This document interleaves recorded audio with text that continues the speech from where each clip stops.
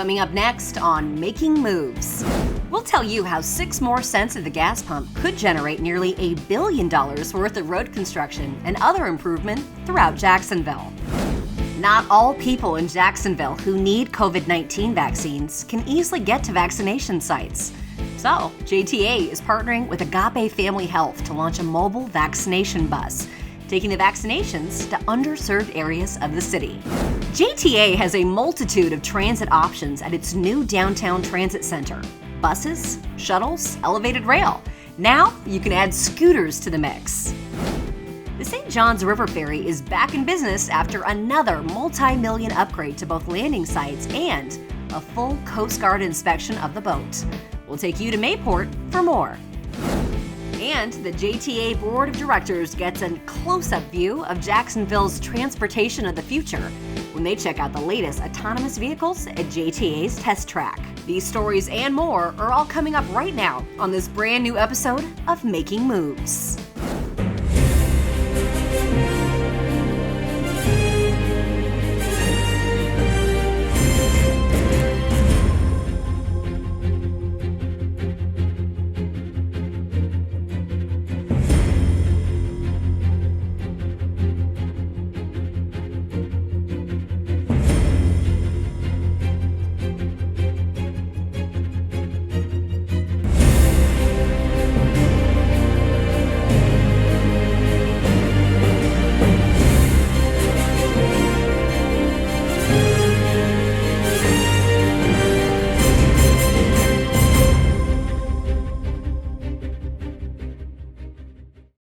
Nearly $1 billion worth of roadway, infrastructure, and transportation improvements could be coming to Jacksonville under a new proposal from Mayor Lenny Curry and the Jacksonville Transportation Authority. Hello and welcome to Making Moves. I'm Bill Milnes. Glad you're with us today. The proposal would be paid for by leveraging local option gas tax monies like the JTA currently does with its Mobility Works program. That program has been hugely successful with 13 roadway and 14 intersection improvements either completed or underway. Projects like Kernan Boulevard, Gervin Road, Collins Road, Alta Drive, and San Pablo Road. All key corridors in our city that have or are being improved by using gas tax monies. Now JTA and the mayor's office want to do it again, but on a larger scale. This time by expanding the gas tax to its full allowable 12 cents. That requires majority approval of the Jacksonville City Council. Let's bring in JTA CEO Nad Ford now. Thanks for joining us. Tell our viewers why the City Council and the community at large should get behind this initiative.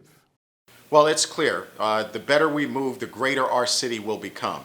And over a 30-year period, imagine the population growth that'll occur because individuals want to live and work here in Jacksonville. So we have to prepare for that growth. And these projects will allow us to have what we call complete streets, safe streets for pedestrians, for bicyclists, for automobile users, and for public transportation.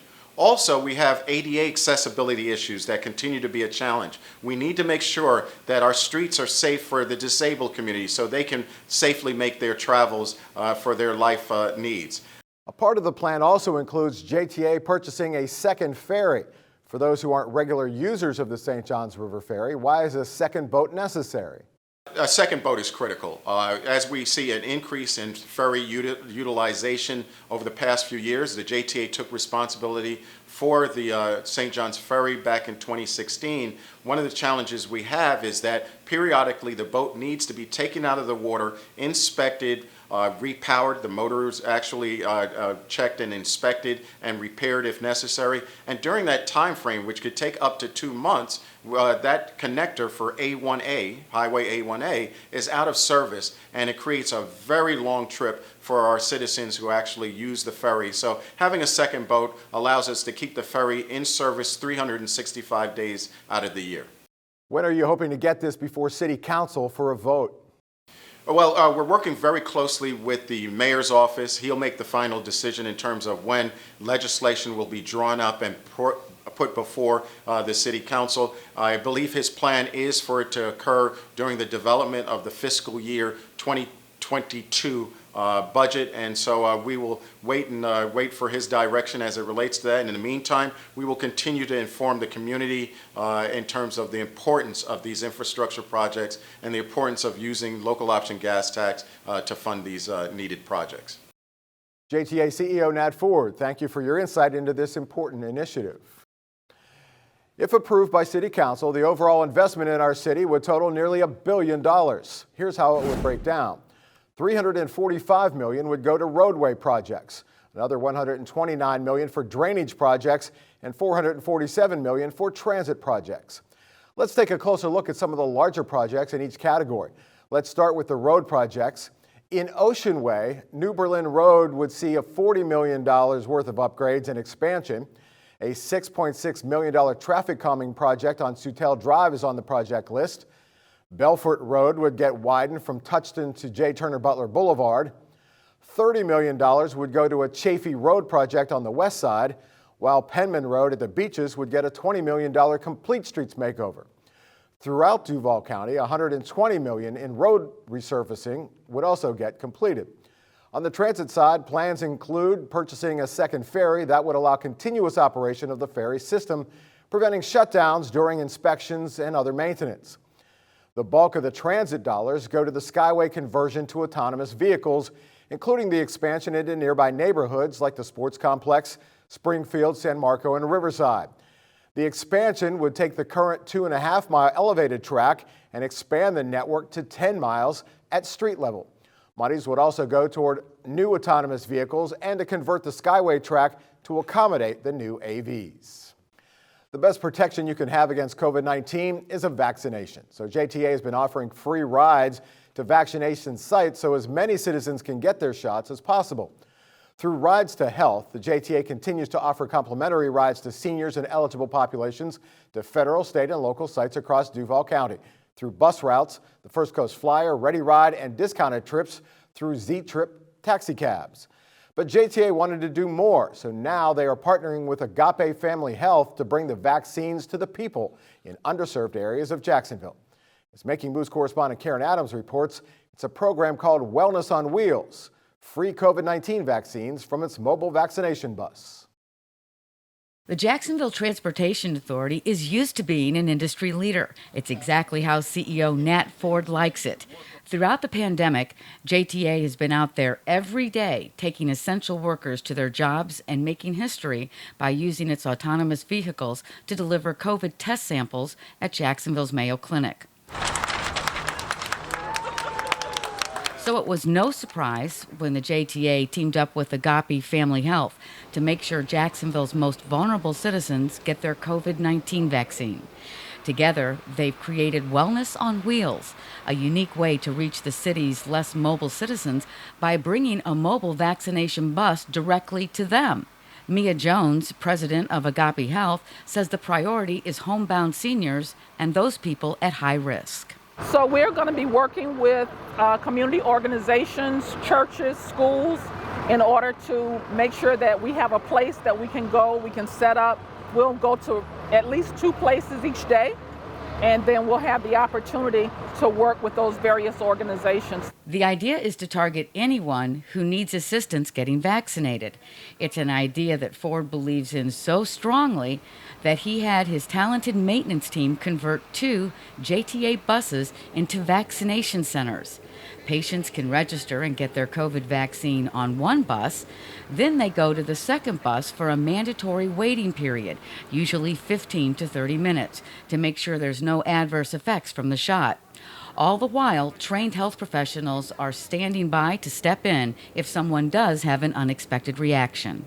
Even before the pandemic, the JTA, our staff, the board of directors, we recognize that we have a major role in the health care of our community. For many members of our community who do not drive, we are their connection to healthy health care outcomes. And so we're just so excited about today being able to partner with Agape and pulling together these mobile vaccination units. It'll have an immense impact on our community. This is the first stop, Centennial Towers. It is here where residents of the community will be able to come out and get their shots. It's estimated that 300 to 400 people a day in the community will be served. The two buses travel in tandem to reach as many underserved community locations as possible.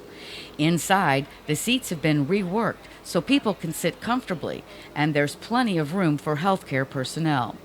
The Wellness on Wheels program is so unique, Jacksonville is the first city in the nation to provide such a service Nat Ford says he's truly proud to be able to offer.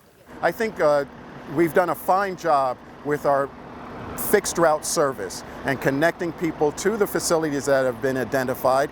We expanded our Ready Ride Zone, so we're able to provide additional connectivity. And then we partnered with Z-Trip last week, another layer of connectivity. But even with that, there's still members of our community that need the vaccination brought to them. And I think this is a very efficient way to vaccinate large numbers of individuals who don't have access to transportation.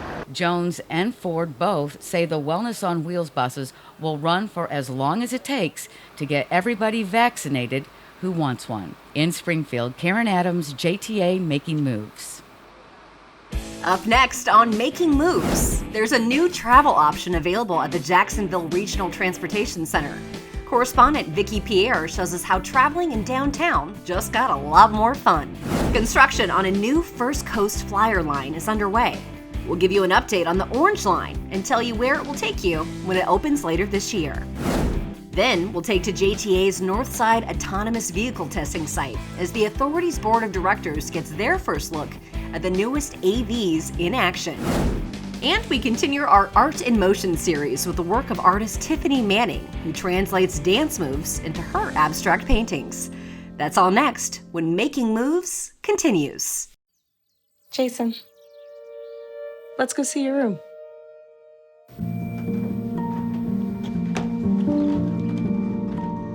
What do you think?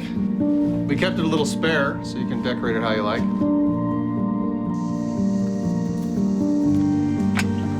Dinner! Go. Excellent. Soccer is fun. Yeah, I saw you guys out there. We're the family. Yeah! Oh, I thought you were on my team. Wait.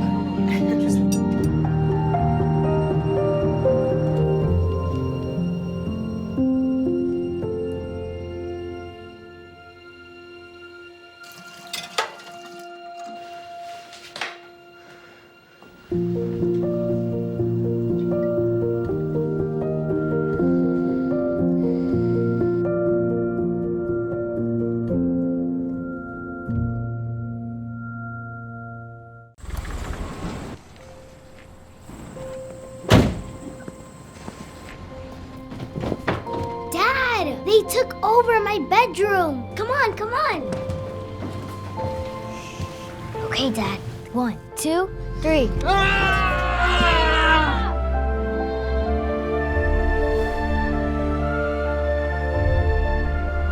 Dad!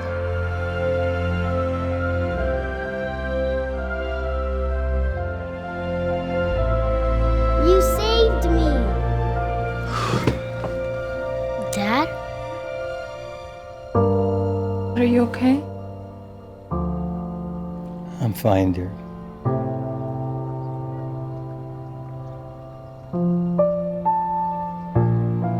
Your hero needs you now, and AARP is here to help.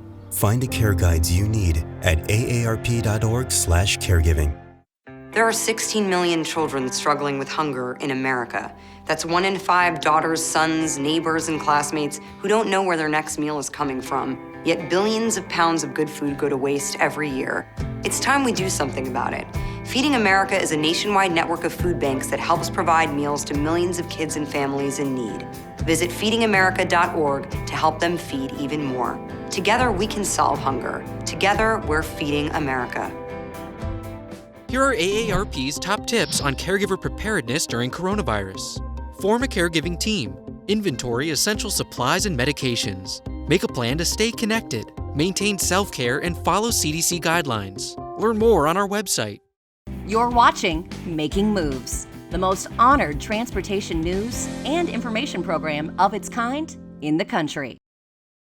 Welcome back to Making Moves. The Jacksonville Regional Transportation Center at La Villa is a true multimodal transit facility. At any given time, you'll find fixed route buses, the First Coast Flyer, regional shuttles, the Skyway, Connection, and more. As Making Moves correspondent Vicki Pierre reports, you can now add scooters to the list of travel options at the JRTC. For Jacksonville resident Arihant Jain, the decision to go from 4 wheels to 2 was easy. It's just out with the kids and family. I took a day off today and we were thinking of doing something, so we just drove here and realized that there is something like this, so we thought we'll give it a try. It is a new pilot program making hundreds of e-scooters available to rent and ride all over downtown Jacksonville, including right here at the JRTC. This means now JTA customers can choose to hit the city's roads or sidewalks in what leaders are calling a fun, eco-friendly mode of transportation. We think of it as kind of the traditional modes would be vehicular travel or transit or walking or bicycles. It makes it a lot more interesting and gives people the opportunity to travel in a way that they're comfortable. Downtown Investment Authority CEO Lori Boyer says this year-long pilot is known as the Dockless Mobility Program. 4 different vendors have been given the green light to deploy 100 electric scooters apiece. I think this really cool is down here. It's kind of opened up the horizon of Jacksonville. The JRTC is one of 35 designated locations where you can rent and drop off a scooter 24/7. And renting one is really easy. First, download the app corresponding to the vendor, load up your payment information, and then you're good to go. I also gave riding the scooters a try, and though it took some time to get used to, I found it a great way to get around town. No matter which company you choose, it'll cost you $1 to unlock the scooter. After that, you'll be charged anywhere from 20 to 35 cents a minute, depending on the vendor. But before you think you can grab a scooter and take it anywhere, think again. Boyer says these scooters are all geo-fenced within a specific downtown boundary. Riders will need to look for these marked corrals to pick them up and put them away. The scooter knows when you put it back in there, and that's when your payment stops. So it's important to return them to the right place. Riders we spoke to hope this program begins to pick up more speed as they believe these scooters provide a much-needed mode of transit downtown. It's more convenient to like, oh, let me hop on real quick. I go somewhere real quick instead of just sitting there walking. For people who want to get around, it's obviously faster than walking, and for some people it's more fun than walking. But you don't have to go get your car out of a parking garage. If you want to go a little bit further than you might be comfortable walking, if you're going to lunch or you're going to a meeting or something like that downtown. Keep in mind you will be expected to follow the rules of the road, and if you try to go beyond the boundaries, you'll not only be charged more, but your scooter will slow down. Something that isn't slowing down, an exciting opportunity that residents like Jane say will only benefit the city. This is good way to promote the city. I think it's fun, it's more interactive. An interactive program leaders hope will continue to accelerate beyond the year-long pilot period. In La Villa, Vicki Pierre, JTA Making Moves. Construction on the final piece of JTA's original bus rapid transit system, the First Coast Flyer, is underway. The Orange Line extends 13 miles from JTA's new transit center in La Villa to the Orange Park Mall. Flyer stations are currently being constructed along Park Street and on Blanding Boulevard, the 2 main corridors of the new line. The stations, 13 in all with 22 total platforms, will feature large branded shelters, ticketing kiosks, an informational totem, real-time bus arrival information, and bike racks. The route includes an existing 1-mile-long exclusive bus lane on Blanding Boulevard. The Orange Line is the 4th Flyer line, joining the Green Line in North Jacksonville, the Blue Line to the Avenues Walk, and Red Line in Jacksonville Beach. The Flyer lines operate with more frequency and fewer stops to get passengers where they're going more quickly, especially during peak travel times. In addition, 24 intersections along the route will feature traffic signal priority, and that gives buses a green light when they are behind schedule, reducing travel times. Like the other Flyer routes, the Orange Line will run on new 40-foot compressed natural gas buses. Work on Phase 4 of the St. Johns River Ferry upgrade is complete, and the ferry is now back in service, much to the delight of regular ferry users and the occasional riders alike.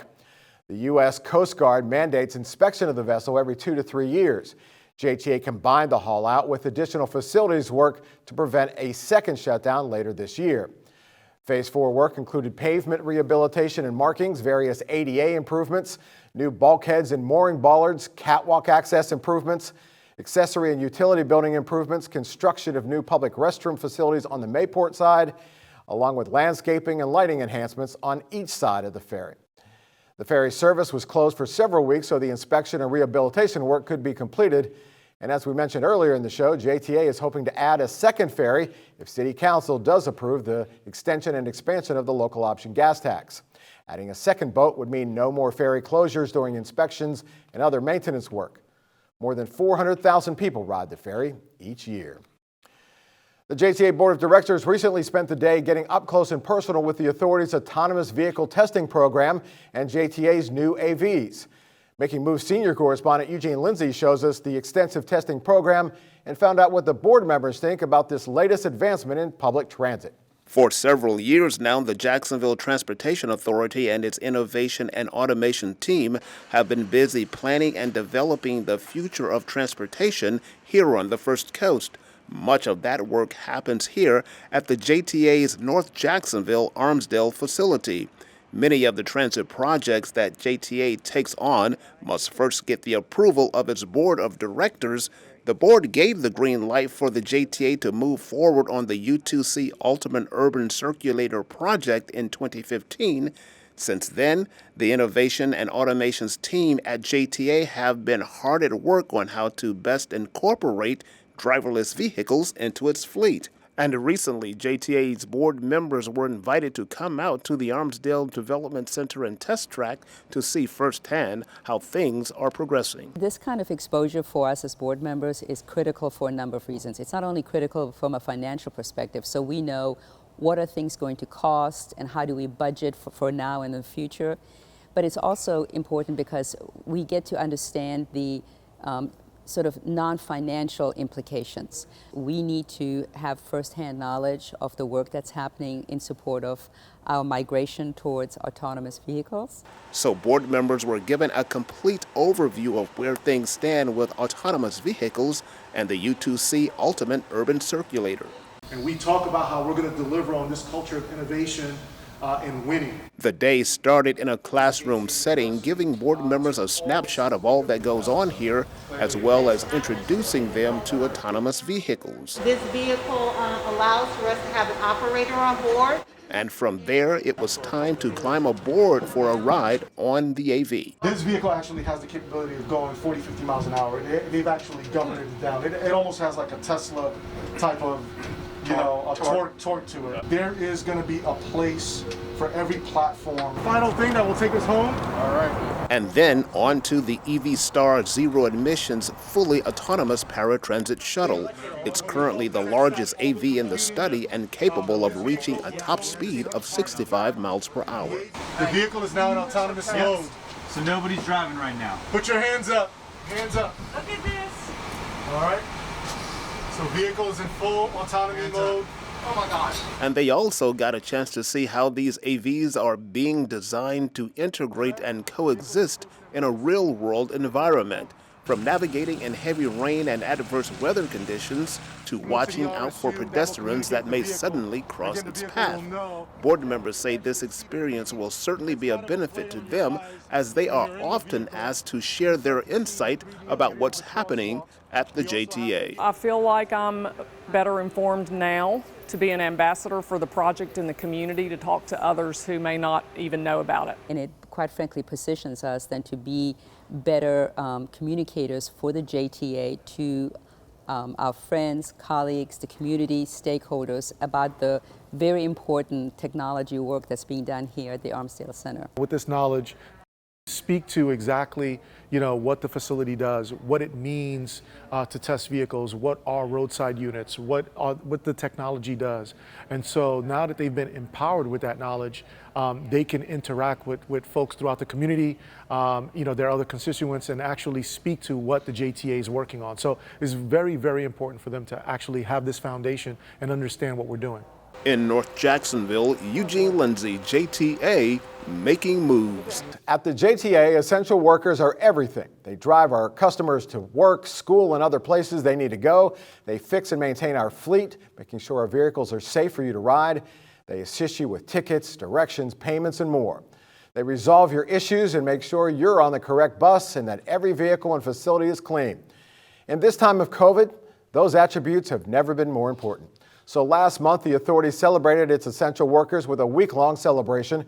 Workers were honored on the agency's social media outlets, given tokens of gratitude, all culminating in a thank you barbecue. This celebration is an annual event at JTA, but with everything going on in the world, organizers tell us this year's thank you seemed especially poignant. Time now for part 6 of our Arts in Motion series, where we look at some amazing artwork on display at the JRTC. In this episode, we feature the art of Tiffany Manning, who stylizes her abstract painting with the movement of dance.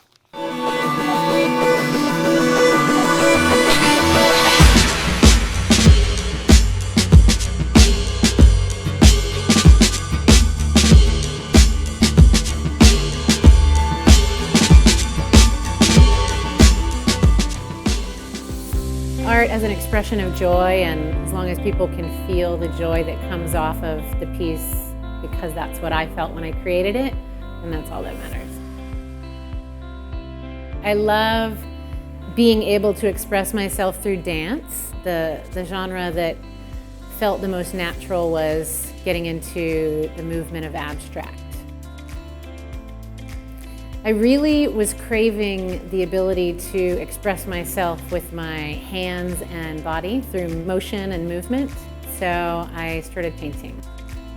My process is usually I start with the canvas on the ground and I choose some colors. I lay down the first layer through movement. So I'm moving all around the canvas and I am dancing with the canvas. I search the painting for something that pops out, and once I find it, I kind of bring that to life through contrast and detail. Art has the unique ability to connect people.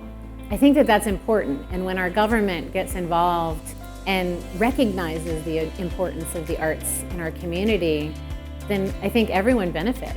There is nothing like being able to walk into a space and just feel the energy that artists have put into their work and recognize that it creates a vibration within the space. It makes it unique.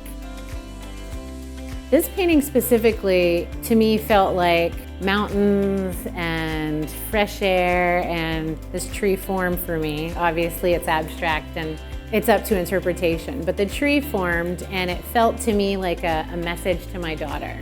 You know, one day I'll be long gone and she knows me as a dancer, and so I thought her favorite tree would be a good space to go and sit and reconnect with me.